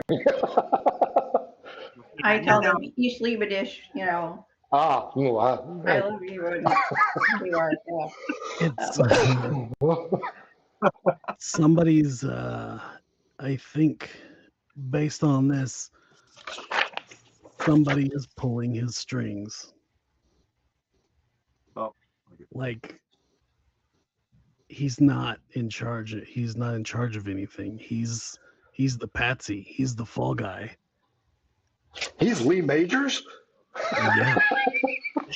He is also the $6 million man. Wow. But I don't think Twitch is actually. He's not in control of anything. He's the bitch. Like if he owes money to someone and they are coming to collect, that's not good. That means he's insolvent and he doesn't have anything to work with, which is why he's trying to get in a position of power, so that way he has a backing against whoever for the 5, or to be in power and give up that stuff to the 5. He's not. Does the 5 want him? They don't know. They don't know this. Like right now, one of them doesn't like him because of his dealings, and the other 3 are in Balaena battling it out, and they'll see if he's done anything even halfway decent. They'll probably take him because he's going to pocket. He's probably going to give them some type of something to keep it going. like, because Ajax, if Ajax, and it was the other one, Ajax is the other arsonist. So Ajax, if I was, Ajax was more than likely the other arsonist. So that means they were the ones setting the fires all over the place. Look at Frank. Probably to He's get the missing I'm just dying over here. to get the insurance money, so that way he could use it. Or I had no idea, and I'm like, what are they going to come up with? That's how we're going to do it. But then killing the insurance agent keeps him Twitch in their pocket. The two Tamar women are very hungry and ask if there's anything else. No, yeah, they're good. Let them eat, sleep, rest, whatever. Fitz says, I'll take them to their quarters and get them some food. You guys know the way back, or you need Devo to take you? I think we know our way back. Do you? No, This is a damn maze. Someone to guide us. Okay, Debo will take you guys back. You guys can continue to your. Do you need to talk to them any further? I think they're fine to go. I'm gonna ask them where they're planning on going after this, and how can we find them again if we need them to testify about this, because they need to people that did this. Fitz will say they can stay here as long as they need, and when this little lady brings her boat over the river, I'll pay for them to go anywhere they want. Okay, and magnanimous. Magnanimous. Yeah. And you've got enough guards that if somebody comes looking for them, you'll be safe? Honey, I'll just stick the bees on him. Arden says, whoa. Not. Would it be possible to purchase El Diablo? No, because now that he's broken, he goes, but you know what, young man, I want to talk to you about a job opportunity. We'll save that for later. Darn it. So either Twitch is in the pot, either Twitch owes someone an enormous amount of money and they're coming to collect, which is not good for Twitch, which means he's either going to do two things are going to happen. He's going to push for the five to take the ministry, take it pretty much by force if this Balaena stuff doesn't clear up, or it's going to F him in the A and we don't have to do much anything else. That's the best option right there. This is a family show. F him in the B. They're going to chop off his D and turn his T's into earrings that they can wear. No, I'm not letting him borrow my chaps. I'm keeping these things. Yeah. I really think it's going to, with this information and these girls safe, hopefully we can also find out, we can probably deal with the Balaena stuff, let them know about what's going on, and then we've got an easy win to get rid of Twitch. You know, I remember the prison rodeo movie Stir Crazy. Oh yeah, I love that movie. That's who Arden is going to look like. He's going to look like Gene, only without the pants on and way shorter. Okay. So you guys commiserate over these ideas. Your investigator is giving you fairly decent information based on what information you guys have. So there is certainly the chance that this is a legitimate concern. And he is also right that you got to get the 5 or 4.5 or 4.0 or whatever back to go ahead and investigate this further. Also, it would be reasonable to figure out who, if the case is true, is pulling his strings and have evidence. So it's good that you guys thought about keeping the Tabar safe. They will be safe here. Hell, you guys can't even find the bathroom. There's so many twists and turns in this place. But yeah, so you guys can continue to discuss throughout the night or whatever, and then get a good night's rest. Does that sound reasonable? Yeah. Day 68 begins. You guys will have a breakfast of Honey Nut Cheerio. Because, you know, you're there. Fitz will come in and check on you, ask you if there's anything else he can do for you. He also has a stack of papers for you, Rosa. Okay. In the event that you wish to go ahead and finalize this deal with a start date of 6 weeks. That date, depending on things, I mean, hopefully that date won't change because that's what I was given as a thing. But you know, things can happen, delays can happen. Is there anything built into this? Delays aren't a big thing for me. Okay. I'll take you at your word, but you know, this is a sweet deal for you. Oh, it totally is. It's just whether or not the ship will be ready. You know, I mean, all I can tell you is what I've been told. So, and I was told 6 weeks. Although it wouldn't be 6 weeks from what yesterday or a couple days ago. So 2 days ago because you had the wedding the day before. I will obviously alert you of any delays. Do you want to look over the paperwork or sign it blindly? No, I'll look it over. I might have Osiris look it over too, since he's good at this sort of thing. Investigation Rosa, investigation Osiris. If he will. Yeah, sure. Osiris will put on his readers. Investigation. That's only a 10. Yeah, it all looks standard to you. Okay. That's cool. Come on. Stop rolling over your other dice. 17.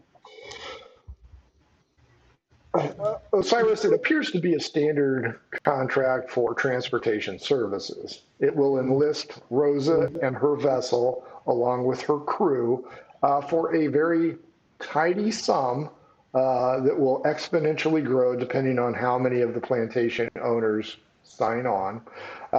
It will have a requirement for 1 week out of every month running service. So, no adventuring, straight, grab the shit and deliver it to the other places. There is a clause that will allow her to work 2 weeks at double the rate. Nice. But if you sign it, you're going to own it. So I wouldn't sign it unless I wasn't. This seems fair, and I assume the sum of money is pretty nice. So it is, and it will only grow if other plantation owners sign on. This is likely going to be, how did this Rosa person do on her first trip? Did she make it? Were there any issues with pirates? Did she make it on time? Was there any damage? Yada, yada, yada.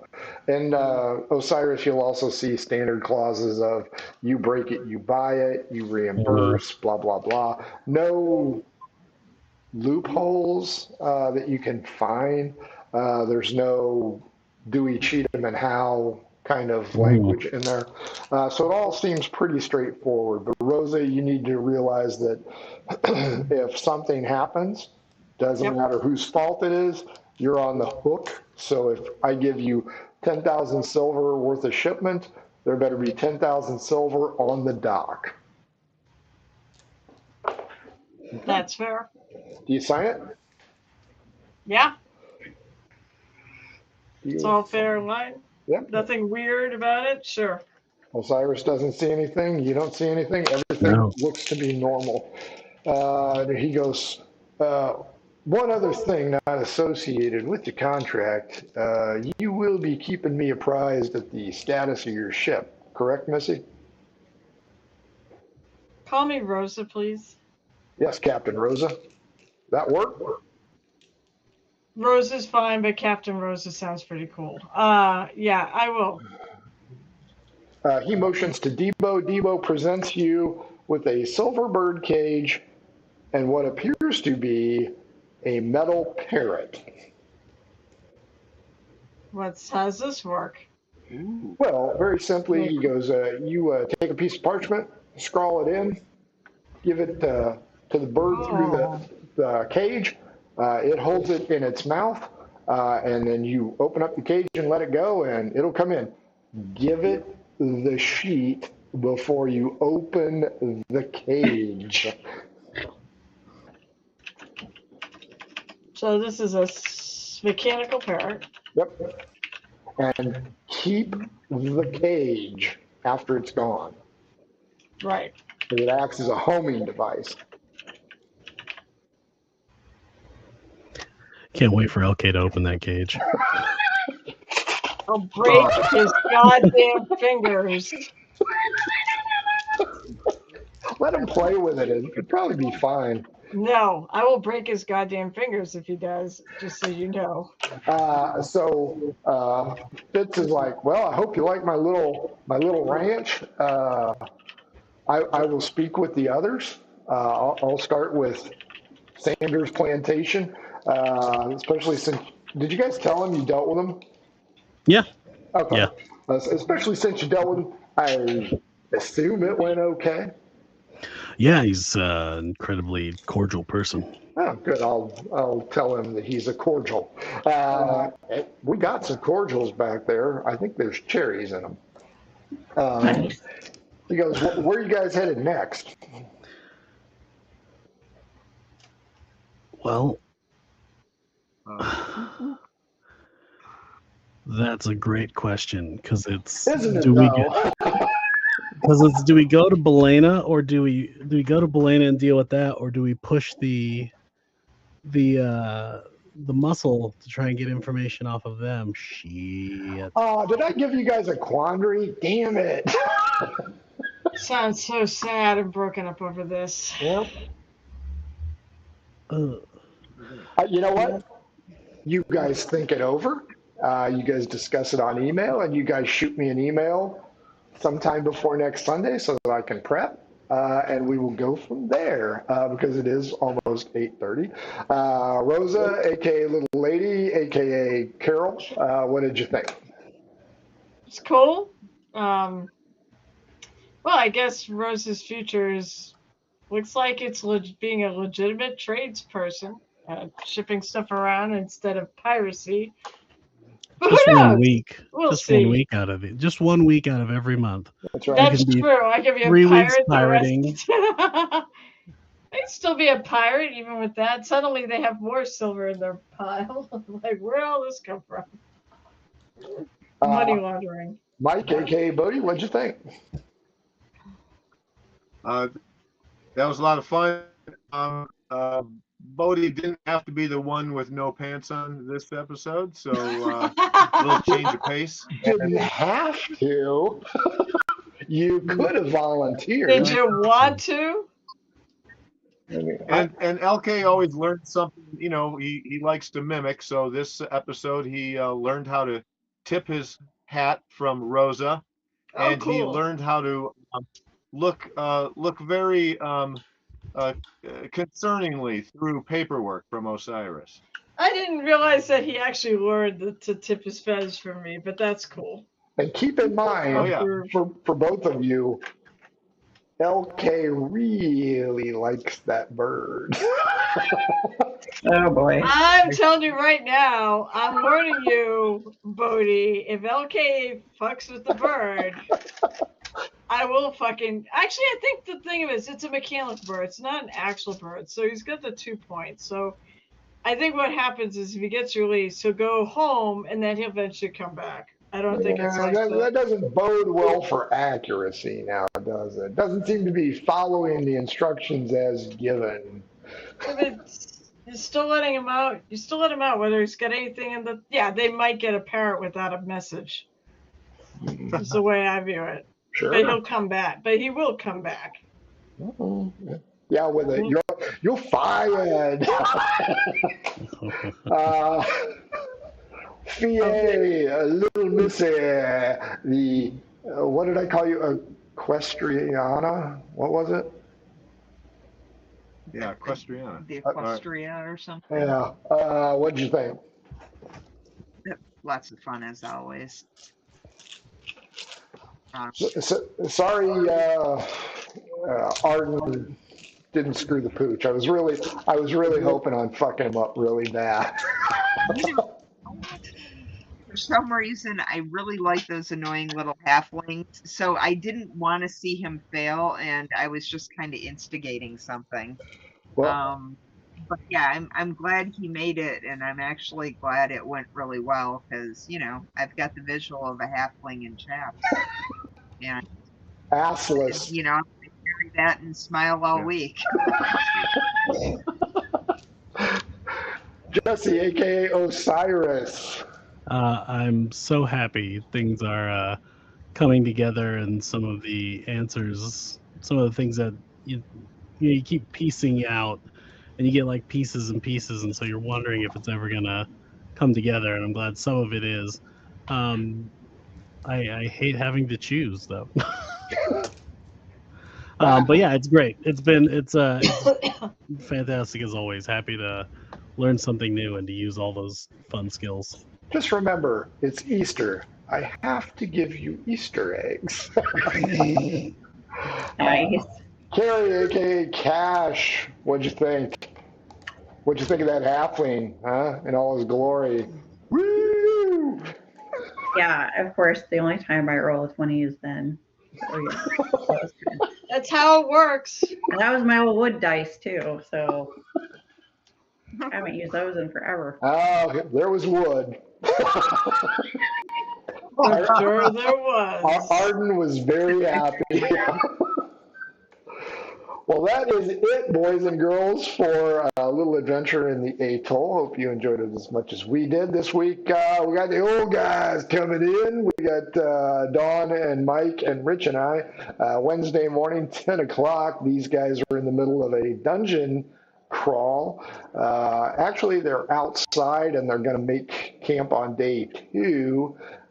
So we'll see how they do. Big ruins, a lot of rooms, but we have learned that in BX, time is a constant suck. So that is Wednesday, 10 a.m. Next week, how are we looking for the atoll? I think good. I think good. Join us for. Okay. Well, go ahead. Even if you can't do it, go ahead and discuss.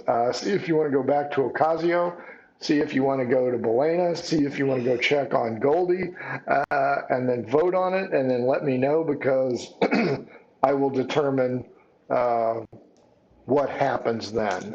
Because this is the decision point, and I have no idea what you're going to choose. So I know vague ideas of what will happen, but I just didn't want to do 3 fully fleshed out adventures. So that is it, boys and girls. We didn't get to Balaena, so I can save that map for a later time. I'm not really surprised. Let's blow them a kiss and wave. Mwah! Bye, everybody. Adventures in Filbar. For all your role-playing needs, try the free stuff first.